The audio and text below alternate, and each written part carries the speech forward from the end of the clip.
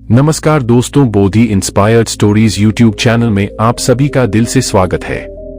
हर क्रिया जो आप आज करते हैं वह आपके भविष्य को ऐसे रूप में ढाल सकती है जिसकी आप कल्पना भी नहीं कर सकते। कल्पना करें कि केवल अपने वर्तमान कर्म को बदलकर आप अपने भाग्य को बदलने की शक्ति रखते हैं। इस लेख में हम बौद्ध शिक्षाओं की गहराई में जाएंगे जो यह सिखाती हैं कि आप कैसे अपने जीवन की कहानी को फिर से लिख सकते हैं और शांति, आनंद और सफलता को आकर्षित कर सकते हैं।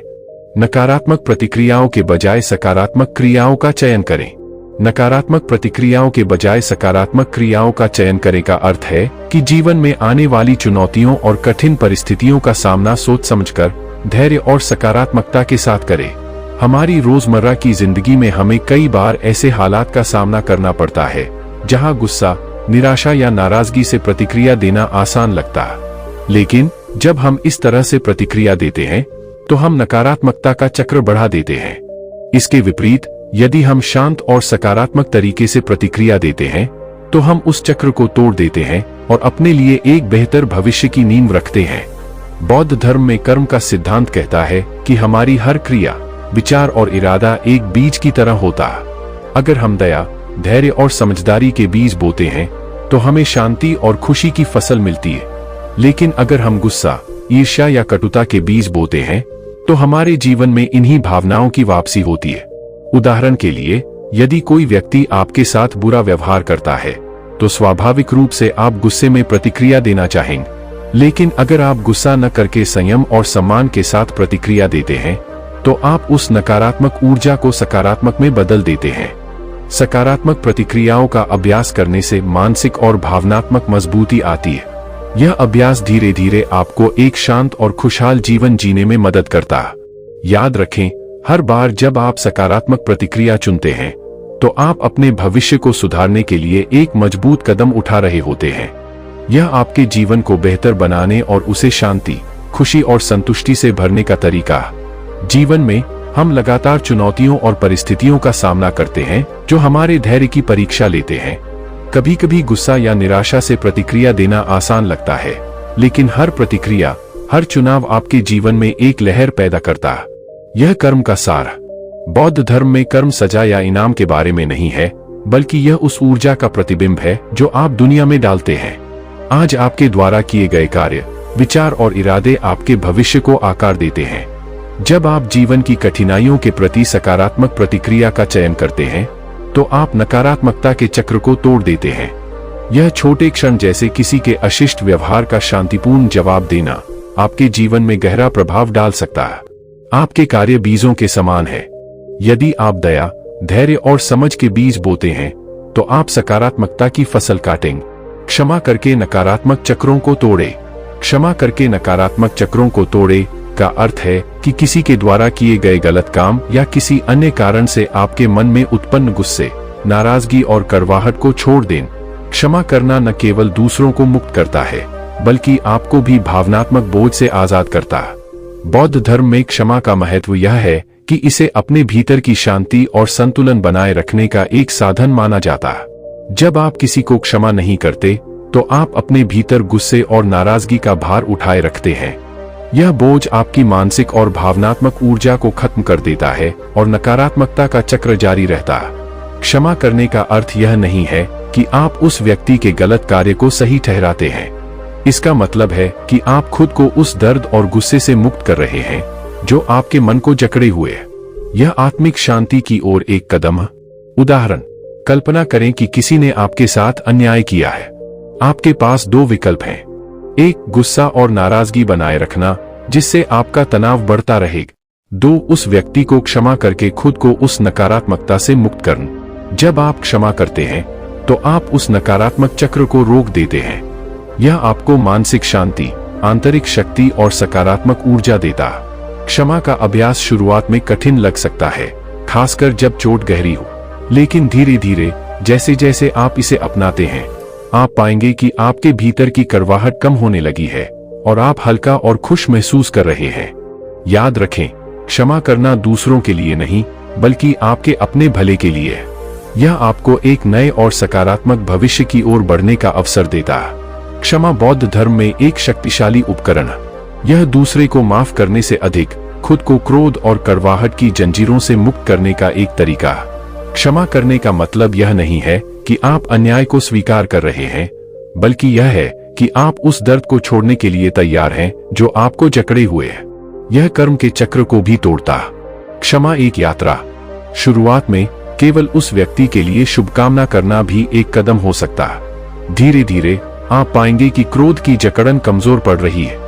जो आपके पास है उसके लिए आभार प्रकट करें।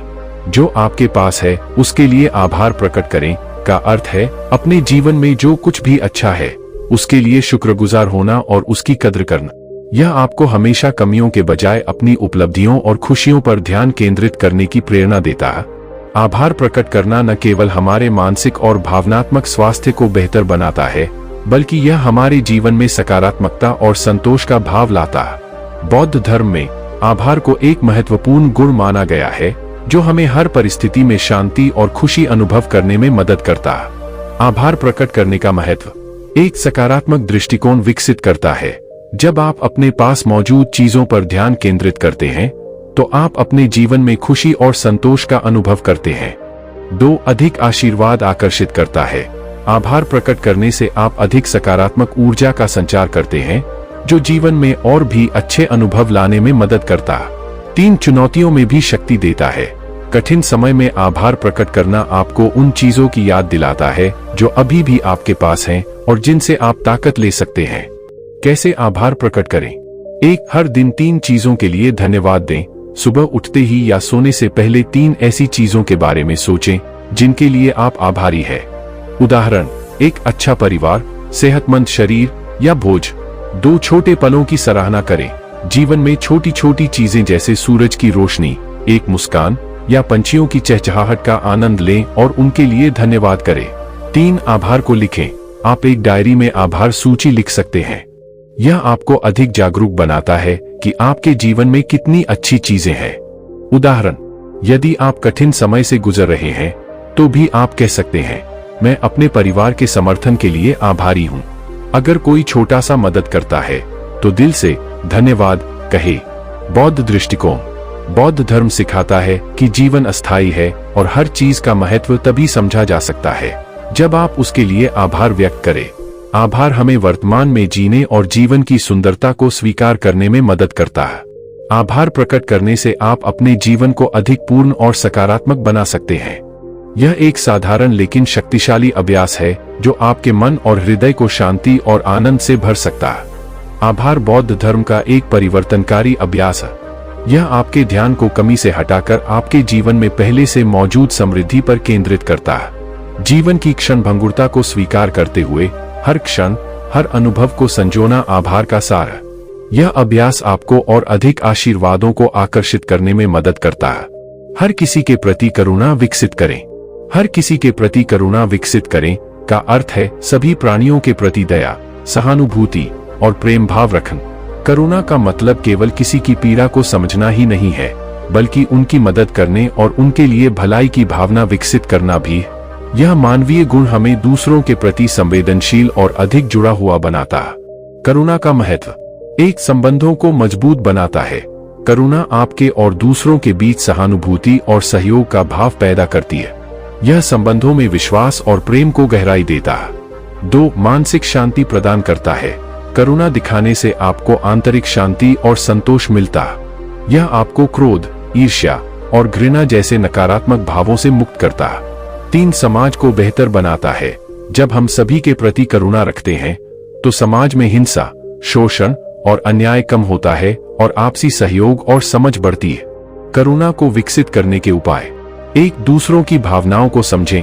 किसी के दुख या परेशानी को महसूस करने की कोशिश करें। यह सोचें कि यदि आप उनकी जगह होते तो कैसा महसूस करते। 2 सहायता के लिए तैयार रहें। किसी को परेशान या जरूरतमंद देखकर उनकी मदद करने की कोशिश करें, भले ही वह मदद छोटी। 3 माफी देना सीखें। किसी की गलती को माफ कर देना और उसे सुधारने का अवसर देना करुणा का एक महत्वपूर्ण हिस्सा। 4 समानता का भाव रखें। सभी प्राणियों को समान रूप से देखने का प्रयास करें, चाहे उनका धर्म, जाति या आर्थिक स्थिति कुछ भी। बौद्ध दृष्टिकोण। बौद्ध धर्म में करुणा को करुणा के रूप में जाना जाता है और यह एक महत्वपूर्ण गुण है। बुद्ध ने सिखाया कि करुणा केवल मनुष्यों तक सीमित नहीं होनी चाहिए, बल्कि सभी जीवों, यहाँ तक कि जानवरों और प्रकृति के प्रति भी होनी चाहिए। बौद्ध ध्यान और प्रथाएं जैसे मेटा मेडिटेशन, मैत्री भावना ध्यान, करुणा विकसित करने में मदद करती है। उदाहरण, यदि कोई आपसे दुर्व्यवहार करता है तो उसके प्रति गुस्सा करने के बजाय यह सोचें कि वह अपने भीतर किसी संघर्ष से जूझ रहा हो।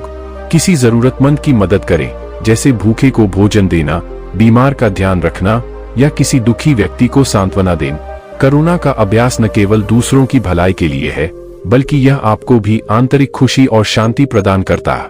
जब आप हर किसी के प्रति करुणा रखते हैं तो आप जीवन में अधिक संतोष और प्यार का अनुभव करते हैं। करुणा बौद्ध धर्म का केंद्र बिंदु है। यह दूसरे व्यक्ति के दर्द को समझने और उसे कम करने के लिए प्रेरित होने की प्रथा है। सच्ची करुणा बिना शर्त होती है। यह केवल उन लोगों के लिए नहीं है जो आपके प्रति अच्छे हैं, बल्कि उन लोगों के लिए भी है जिन्होंने आपको चोट पहुंचाई है। यह नकारात्मकता के चक्र को तोड़ता है और उपचार और विकास के लिए जगह बनाता है। अपने सच्चे उद्देश्य के साथ अपने कार्यों को संरेखित करें। अपने सच्चे उद्देश्य के साथ अपने कार्यों को संरेखित करें का अर्थ है कि आप जो भी कार्य करें वह आपके जीवन के मूल उद्देश्य, मूल्यों और लक्ष्यों के अनुरूप हो। यह आपको एक स्पष्ट दिशा में काम करने और जीवन में संतुलन व सफलता प्राप्त करने में मदद करता है। विस्तृत समझ, हर व्यक्ति का जीवन किसी न किसी उद्देश्य के साथ होता है, लेकिन कई बार हम रोजमर्रा की व्यस्तताओं या भटकाव के कारण अपने असली उद्देश्य से दूर हो जाते हैं। यह वाक्य हमें याद दिलाता है कि हमें अपने जीवन के गहरे उद्देश्य को पहचानकर उसी के अनुसार कार्य करना चाहिए। इसका महत्व, एक, स्पष्टता और दिशा। जब आप अपने कार्यों को अपने उद्देश्य के साथ संरेखित करते हैं तो आपको अपने जीवन में स्पष्टता और एक ठोस दिशा मिलती है। 2, संतोष और खुशी। आप जो करते हैं, यदि वह आपके दिल की गहराई से जुड़ा होता है तो आपको मानसिक शांति और संतोष का अनुभव होता है। 3, समय और ऊर्जा का सही उपयोग। आपके कार्य आपके उद्देश्य के अनुरूप होने से आपकी ऊर्जा और समय सही दिशा में खर्च होता है। 4, प्रेरणा और आत्मविश्वास। सच्चे उद्देश्य से प्रेरित होकर कार्य करने से आत्मविश्वास बढ़ता है और आप चुनौतियों का सामना बेहतर ढंग से कर पाते हैं। अपने उद्देश्य की पहचान कैसे करें? 1, अपने मूल्यों को समझें। अपने जीवन में सबसे महत्वपूर्ण चीजों के बारे में सोचें, जैसे परिवार, करियर, समाज सेवा, आत्मविकास आदि। 2, आपकी रुचि और जुनून। जिन कार्यों को करते हुए आपको आनंद और संतोष मिलता है वे आपके उद्देश्य की ओर संकेत कर सकते हैं। 3, दीर्घकालिक लक्ष्य तय करें। यह सोचें कि आप अपनी जिंदगी के अंत में क्या हासिल करना चाहते हैं या दुनिया में क्या योगदान देना चाहते हैं। 4, आत्ममंथन करें। ध्यान, जर्नलिंग और आत्मविश्लेषण की मदद से अपने भीतर झांकें और खुद से गहरे प्रश्न पूछें। अपने कार्यों को संरेखित करना। 1, स्पष्ट लक्ष्य तय करें। छोटे छोटे कदम उठाएं जो आपके उद्देश्य की ओर ले जाए। 2, प्राथमिकता दें। ऐसे कार्यों पर ध्यान दें जो आपके उद्देश्य के लिए सबसे ज्यादा मायने रखते हैं। 3, खुद को ट्रैक करें। समय समय पर यह जांचें कि क्या आप अपने कार्यों और निर्णयों में अपने उद्देश्य के साथ बने हुए हैं। 4, सीखते रहें। अपने उद्देश्य से जुड़े कौशल और ज्ञान को विकसित करें। उदाहरण, यदि आपका उद्देश्य शिक्षा के माध्यम से समाज में बदलाव लाना है तो आपका हर कार्य, जैसे पढ़ाई, नौकरी का चयन या स्वयं सेवा, उसी दिशा में होना चाहिए। यदि आपका उद्देश्य एक स्वस्थ और खुशहाल जीवन जीना है तो आप अपने खान-पान, दिनचर्या और मानसिक स्वास्थ्य पर ध्यान देंगे। निष्कर्ष, अपने सच्चे उद्देश्य के साथ कार्यों को संरेखित करना जीवन में गहराई और संतोष का अनुभव कराता है। यह आपको भटकने से बचाता है और आपके हर कार्य को अधिक अर्थपूर्ण बनाता है।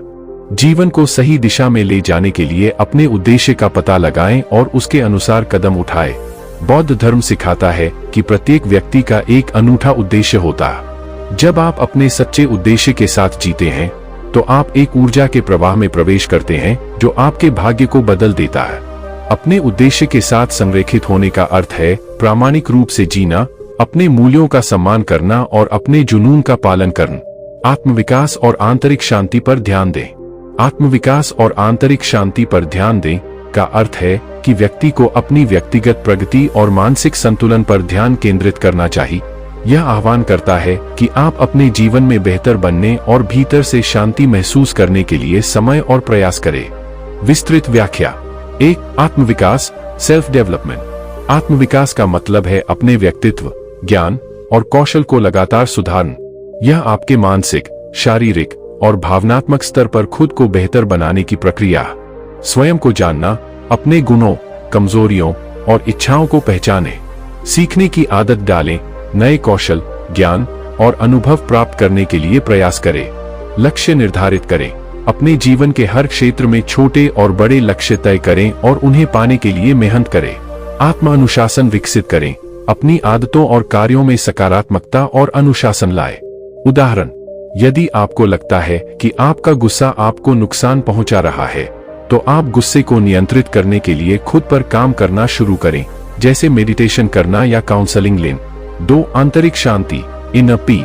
आंतरिक शांति का मतलब है अपने मन और हृदय में संतुलन और स्थिरता महसूस करना। यह स्थिति तब आती है जब व्यक्ति बाहरी दुनिया की हलचल और तनाव के बावजूद शांत और स्थिर रहता है। ध्यान, मेडिटेशन, ध्यान मन को शांत करने और वर्तमान क्षण में केंद्रित रहने में मदद करता है। आभार, ग्रैटिट्यूड, अपने जीवन में जो कुछ भी अच्छा है उसके लिए आभार व्यक्त करें। स्वयं से प्रेम करें, अपनी गलतियों को स्वीकारें और खुद को माफ करना सीखें। नकारात्मकता से बचें, ऐसे लोगों और स्थितियों से दूर रहें जो आपकी मानसिक शांति को भंग करते हैं। संतुलन बनाएं, काम, परिवार और व्यक्तिगत समय के बीच सही संतुलन बनाएं। उदाहरण, यदि आप अपने काम के तनाव से परेशान हैं, तो नियमित रूप से ध्यान और योग करें ताकि आपका मन शांत और स्थिर रह सके। आत्मविकास और आंतरिक शांति के बीच संबंध। जब आप आत्मविकास करते हैं तो आपको अपने जीवन की दिशा और उद्देश्य के प्रति स्पष्टता मिलती है, जिससे मानसिक शांति बढ़ती है। आंतरिक शांति प्राप्त करने के लिए आत्मविकास आवश्यक है, क्योंकि यह आपको अपने भीतर झांकने और खुद को बेहतर समझने में मदद करता है। इसका महत्व, 1. सकारात्मकता लाना। आत्मविकास और आंतरिक शांति से आपके सोचने और काम करने का तरीका बदलता है और आप जीवन को अधिक सकारात्मक रूप से देखते हैं। 2. तनाव से मुक्ति। जब आप शांत और स्थिर होते हैं तो तनाव और चिंता दूर हो जाती है। 3. संबंध सुधारना। आपके शांत और स्थिर स्वभाव से आपके रिश्ते बेहतर बनते हैं। 4. सफलता प्राप्त करना। आत्मविकास आपको अपने लक्ष्यों की ओर ले जाता है और आंतरिक शांति इसे संतुलन में बनाए रखती है। कैसे शुरुआत करें? रोजाना 10 से 15 मिनट ध्यान करें, जर्नल लिखें और अपनी भावनाओं को समझने का प्रयास करें। नई चीजें सीखने की कोशिश करें, जैसे कोई भाषा, कला या कौशल। नकारात्मकता से दूर रहें और सकारात्मक आदतें विकसित करें। खुद को समय दें और आत्मविश्लेषण करें। निष्कर्ष, आत्मविकास और आंतरिक शांति आपके जीवन को बेहतर और संतुलित बनाने के 2 महत्वपूर्ण पहलू हैं। जब आप दोनों पर ध्यान देते हैं तो आप न केवल बाहरी दुनिया में सफल होते हैं, बल्कि अपने भीतर भी खुशी और संतोष महसूस करते हैं। जीवन को सार्थक और संतुलित बनाने के लिए इन दोनों पर ध्यान केंद्रित करें। आत्मविकास और आंतरिक शांति बौद्ध धर्म में संतोषजनक जीवन के लिए आधार है। ध्यान और आत्म जागरूकता का अभ्यास करके आप चुनौतियों का सामना अधिक अनुग्रह और संतुलन के साथ कर सकते हैं। लेने से ज्यादा देने पर ध्यान दें। लेने से ज्यादा देने पर ध्यान दें का अर्थ है कि हमें केवल अपनी जरूरतों और इच्छाओं की पूर्ति के लिए लेने पर केंद्रित नहीं रहना चाहिए, बल्कि दूसरों को देने और उनकी मदद करने की भावना विकसित करनी चाहिए। यह विचार निस्वार्थता और उदारता को बढ़ावा देता है। विस्तृत व्याख्या। 1. देने का महत्व, इंपॉर्टेंस ऑफ गिविंग। संतोष और खुशी। दूसरों की मदद करना और उन्हें कुछ देना आपको आंतरिक संतोष और खुशी का अनुभव कराता है। संबंधों को मजबूत बनाना। देने की आदत से आपके रिश्ते बेहतर और अधिक गहरे बनते हैं। सकारात्मक प्रभाव। आपका दयालु व्यवहार समाज और दुनिया पर सकारात्मक प्रभाव डालता है। कर्म का चक्र। जो आप दूसरों को देते हैं वह किसी न किसी रूप में आपके पास लौटकर आता है। उदाहरण, यदि आप किसी जरूरतमंद की मदद करते हैं, जैसे कि भोजन देना या शिक्षा में मदद करना, तो आपको यह देखकर खुशी होगी कि आपकी मदद से उनका जीवन बेहतर हुआ। 2. देने के रूप, फॉर्म्स ऑफ गिविंग। समय देना। अपने व्यस्त जीवन से समय निकालकर किसी की मदद करना, जैसे किसी को सुनना या उनका साथ देना। ज्ञान साझा करना। जो कुछ आपने सीखा है उसे दूसरों के साथ साझा करें ताकि वे भी लाभ उठा सके। सहयोग और सहायता। शारीरिक, मानसिक या आर्थिक रूप से दूसरों की सहायता करना। स्नेह और प्रेम। बिना शर्त दूसरों को अपनापन और करुणा देना। संसाधन देना। जरूरतमंदों के साथ अपने संसाधन, जैसे पैसा, भोजन, कपड़े या अन्य चीजें साझा करना। 3. देने और लेने में संतुलन, balance between giving and taking. यह जरूरी नहीं कि आप खुद को पूरी तरह से अनदेखा करें। स्वस्थ संतुलन बनाए रखना आवश्यक है। लेने की बजाय देने पर ध्यान केंद्रित करने से आपके भीतर उदारता और सहानुभूति का विकास होता है। केवल लेने की मानसिकता आपको स्वार्थी बना सकती है, जबकि देने की आदत आपको दूसरों के दिल के करीब लाती है। 4. इसका समाज पर प्रभाव, इम्पैक्ट ऑन सोसाइटी। देने से समाज में सहयोग और आपसी समर्थन की भावना बढ़ती है। यह दूसरों को प्रेरित करता है कि वे भी मदद करने और देने की आदत अपनाएं। समाज में सकारात्मकता और करुणा का वातावरण बनता है। कैसे देना शुरू करें? छोटी शुरुआत करें। जरूरतमंद लोगों को भोजन या कपड़े दें। स्वयं सेवा करें। किसी गैर लाभकारी संगठन में समय दें। सराहना करें। लोगों की छोटी छोटी अच्छाइयों को पहचानें और उनकी सराहना करें। ज्ञान साझा करें। यदि आपके पास किसी विषय की विशेषज्ञता है तो दूसरों को सिखाने का प्रयास करें। सहयोग करें। किसी के कठिन समय में उनके साथ खड़े रहे। निष्कर्ष, लेने से ज्यादा देने पर ध्यान देने की आदत न केवल आपको एक बेहतर इंसान बनाती है, बल्कि यह समाज और दुनिया को भी एक बेहतर स्थान बनाती है। यह आपको खुशी, संतोष और संबंधों में गहराई का अनुभव कराती है। जीवन में सच्चा सुख पाने के लिए उदारता और निस्वार्थता को अपनाएं। बौद्ध धर्म में उदारता को महान गुण माना गया है। जब आप बिना किसी अपेक्षा के देते हैं तो आप सकारात्मक कर्म बनाते हैं जो अप्रत्याशित तरीकों से वापस आता है। छोटी छोटी दयालुताएं भी बड़ी असर डाल सकती है।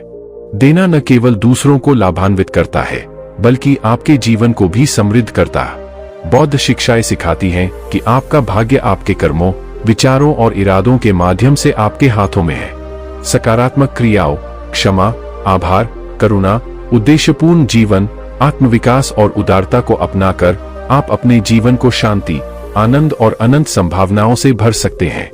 याद रखें, हर क्षण आपके लिए अपने भाग्य को बदलने का एक अवसर है। नमो बुद्धाय। दोस्तों, गौतम बुद्ध की शिक्षाप्रद कहानियां सुनने और जीवन में अपनाने के लिए बोधि इंस्पायर्ड स्टोरीज चैनल को सब्सक्राइब करें। धन्यवाद।